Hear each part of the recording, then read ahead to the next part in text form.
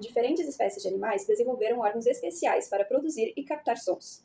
A pressão sonora e a vibração das partículas associadas ao som podem ser percebidas tanto por órgãos específicos, como ouvidos, quanto por toda a superfície corporal em alguns animais. Enquanto os humanos ouvem uma faixa entre 20 Hz e 20 kHz, diferentes animais têm diferentes faixas auditivas, percebendo frequências que nós não somos capazes de perceber. Existe um campo de estudo dedicado a isso, a bioacústica.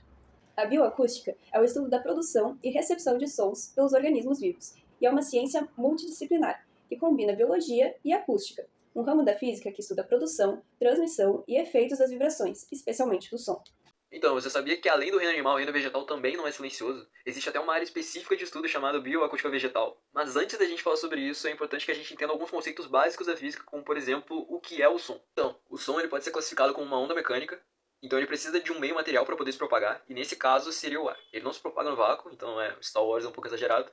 Sendo uma onda mecânica, ele possui características de uma onda mecânica, como por exemplo, ele possui a amplitude, que seria a altura da onda, ele possui o comprimento de onda, que pode ser representado pela letra grega lambda, e é a distância entre duas cristas, e possui a frequência, que é medida em Hz, e é quantas oscilações houveram em um segundo daquela onda. Então 1 Hz significa uma oscilação em um segundo, 2 Hz, duas oscilações em 2 segundos. E é importante frisar que existem faixas de Hz que os animais podem ouvir. No nosso caso, os seres humanos, a gente pode ouvir entre 20.000 e 20 Hz. Agora que nós entendemos como o som funciona, a gente pode voltar ao mundo vegetal, observando como ele se manifesta nas plantas e o que a ciência tem descoberto sobre isso. As plantas produzem sons em faixas ultrassônicas, agudas demais para os ouvidos humanos. Por isso, os cientistas usam dispositivos especiais para poder escutar esses sons, que podem ser captados com microfones ultrassônicos em ambientes isolados acusticamente. Um estudo publicado em 2023 na revista Cell registrou sons emitidos por plantas de tomate e tabaco quando estão desidratadas, demonstrando que elas emitem sons diferentes quando estão sob estresse. A principal hipótese é que, durante períodos de estresse hídrico, bolhas de ar se formam, se expandem e colapsam dentro dos vasos do xilema, gerando vibrações que produzem sons semelhantes a estalos, processo que é chamado de cavitação. Esses sons são emitidos na faixa de frequência acústica de 20 a 100 kHz, um intervalo audível por insetos até 5 metros de distância. Com base nisso, um estudo mais recente realizado pelo mesmo grupo de pesquisadores revelou que mariposas tendem a evitar plantas de tomate barulhentas e estressadas. Ok, agora nós já sabemos que as plantas são capazes de produzir sons. Mas será que elas também são capazes de ouvir? O álbum Mother's Earth Plantasia, de Mort Gerson, lançado em 1976, diferentemente dos demais discos, não era vendido em lojas de discos, mas sim em floriculturas. O público das melodias do álbum eram as plantas. Com a premissa de melhorar seu desenvolvimento, desde então diversas músicas para plantas foram lançadas. Aqui vai um trecho de uma música de Plantasia.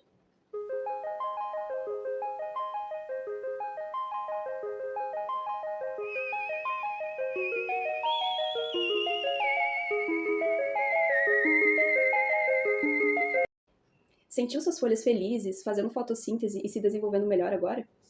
Brincadeiras à parte, apesar de haver experimentos com diferentes músicas e frequências buscando auxiliar o desenvolvimento de plantações, não há respaldo científico para comprovar que as suas plantas prefiram ouvir música clássica, jazz ou rock ao invés do programa de notícias para crescer felizes.